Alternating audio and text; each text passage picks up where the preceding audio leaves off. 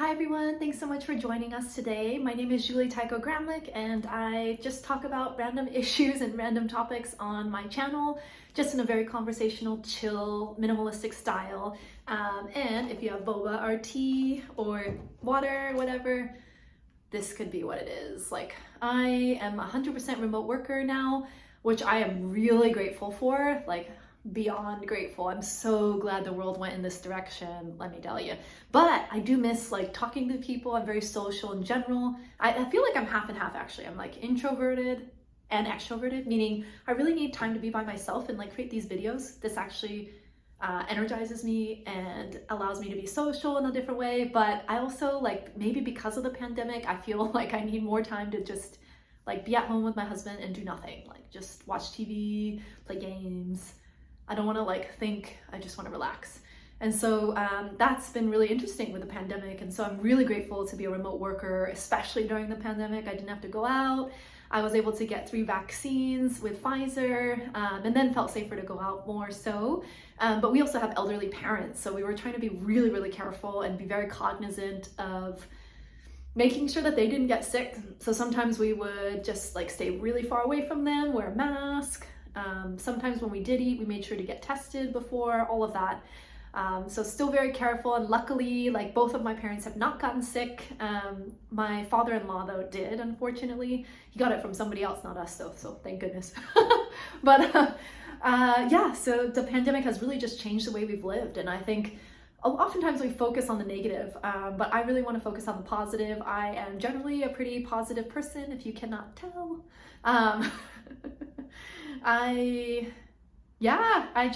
I guess I was born. I've had a lot of bad things happen to me, of course, right? I mean, there's been so many challenges that I've experienced in my own life, but I guess just having a really good philosophy and meditation practice that really helps me bring out the best possible Buddha nature is what it's called, but you know, essentially best possible version of myself, and also just give me hope in times of really bad despair or times when I cannot see any hope, cannot see the light at the end of the tunnel. Like when I was first diagnosed with my cervical herniated disc, I was in constant pain. Cervical means neck, right? So it's a pretty bad one to have. Pretty much any herniation down the spine is very bad, but and extremely painful. But with the neck, it's like harder to overcome because it's like very narrow. There's very little space. I'm a small woman in general, so there's less space, less, you know, narrowing. My bones are thin. You can tell, right? I'm skinny, all of that. And so it was just really hard to overcome, and I had no hope at all. But you know, ultimately I ended up mostly overcoming. I'm still working through it. I'm actually still in pain. I have to stretch like once or twice a day. I have a shiatsu massager that I love. That helps a lot. I get massages once a month. I go to acupuncture now once a month. But yeah, much more manageable. I take some light medication too at night so I can sleep better. I have all these modifications that I've done to improve my life and my lifestyle. And I'm getting an ergonomic desk for work, which I'll show you when that comes. But you know, ultimately, yeah, it is pretty tough to live with chronic pain, extremely tough. I have all the love and respect for anybody who's going through it. It seems like I was researching actually that mostly women who are older, white and Hispanic women too, tend to have like more chronic pain for some reason. I know women live longer, right, than men, and we all know that. That's a pretty common fact. But yeah, that was a little bit surprising. I didn't realize, because I've seen a lot of men with chronic pain too. But anyways, statistics are statistics.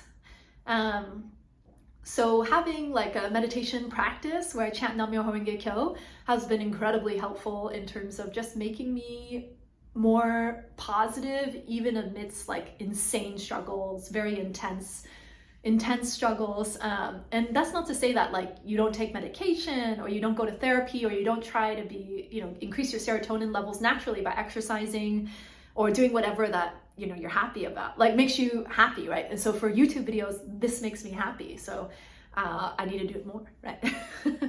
Long story short, like little summary. So anyways, you have to do all of that in Cohesion. You really have to work on self-care is how I would envision it, or practice it, or share it.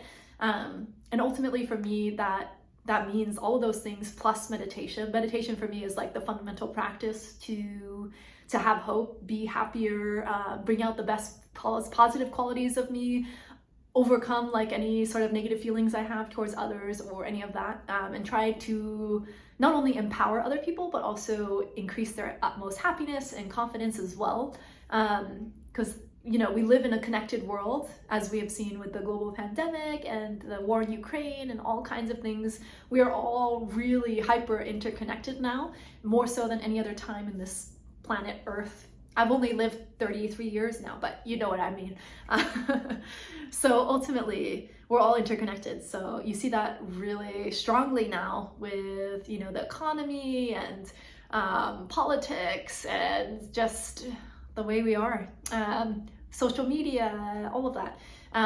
So anyways, long story short, I love and so grateful to have been able to practice as a Buddhist. I don't like rules, I don't like restrictions, I tend to rebel against that, but with this type of philosophy, I guess it's been easier because it's a practice everyone does at home, especially during the pandemic, at home by themselves or with their partners or family or whatever the case is. And so it's something I've been able to do with my husband, and it just makes us happier, calmer. My brain is the type that like thinks a lot. So I overthink and overworry. And so if I don't meditate, it doesn't calm down. And I tend to I can't sleep because I'm thinking too much. So meditation really helps to calm that brain. Exercise also helps, hot baths, there's a lot of things you can do, but fundamentally for me, meditation is key to like getting to that homeostasis of fundamental, just general happiness. And especially during the pandemic, we all needed something. It like just never felt like it was gonna end. It was like so long. I actually do have a master's degree in economics, but the sheer amount of time I spent watching Netflix is also, I jokingly say I got a master's degree in Netflix too, which basically almost everyone did, because we're all so bored. Like, what are you doing? Like, if you're actually following the rules in California or any other strict area, like Japan was pretty strict, Hong Kong is still strict. Most of Europe was quite strict. So any place that was strict with COVID quarantining and that, really there wasn't much to do. It was quite boring, right? Luckily, like my husband and I meditated, we did indoor workouts, we had really safe meals with family, we watched Netflix, and we played games, we started looking into passive income, we did like more research around real estate. But yeah, it's very limited, right? Very limited scope of what you can do. So I'm so grateful that we had meditation to like keep us sane. And obviously we went through ups and downs just like everybody else, right? It wasn't easy at all by any means. I'm not trying to discount anybody's experience. And everyone has, their own unique experience with the pandemic. Maybe, some people like, because I have a really good friend in Kentucky, the pandemic was like over after 6 months. They were done, right? They were just like sick of it. And like, so everyone of course did get COVID, but that's also a great way to live, because I have friends still who are and my own father, he has a lot of health concerns and he's older, so it makes sense. But I do have friends my age who are pretty scared, but they're healthy, they're totally fine. But whatever, right? It's their own decision. If they're scared, that's fine. They can stay out and stay indoors and be really careful when they do see people, hand sanitizer all the time, masks all the time, or just don't go out in general and quarantine all the time, test, all of that. But ultimately, I don't really want to live like that. I'm done after 2 years. Oh my gosh. So I'm still careful because I still live in California. I live in San Francisco Bay Area where people are highly educated and people are still nervous. People, like at least 30 to 40% of people still wear masks outdoors, or in stores or in restaurants and stuff. But I'm like, never say never, right? Because there might be something else like monkeypox or BA45 or BA5 or BA6 or whatever these stupid variations are. But I think at some point we have to also like just enjoy life and live life too, right? We can't always be sequestered and like in our own homes, in our own cells, unless if you're like 100% introverted, then no problem, right? But ultimately, like, that's not for everybody and that's not enjoyable for everybody. So long story short, and in summary, Meditation has been fundamental. Nam-myoho Renge Kyo, chanting Nam-myoho Renge Kyo with like this with my eyes open actually has been incredibly fundamental to me living a happier, more fulfilled, more satisfied life. I feel like I'm setting intentions when I'm chanting, and I'm making causes for my own happiness, for the happiness of others.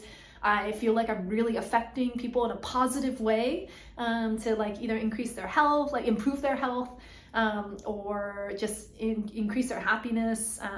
And I guess by chanting that way with that positive mindset, I'm becoming happier, and then I inadvertently like affect the people in a very positive way around me, in my society, in my friends, like my community, my family, all of that.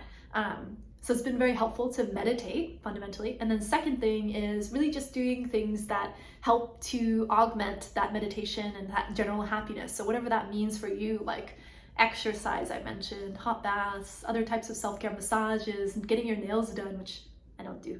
And then getting your hair done if you're a woman, or if you're a man, or there's also non-binaries, right? Doing whatever, like setting that out for yourself, journaling, writing things down, creating these types of videos, like honestly anything that will help you become happier is what you should do, right?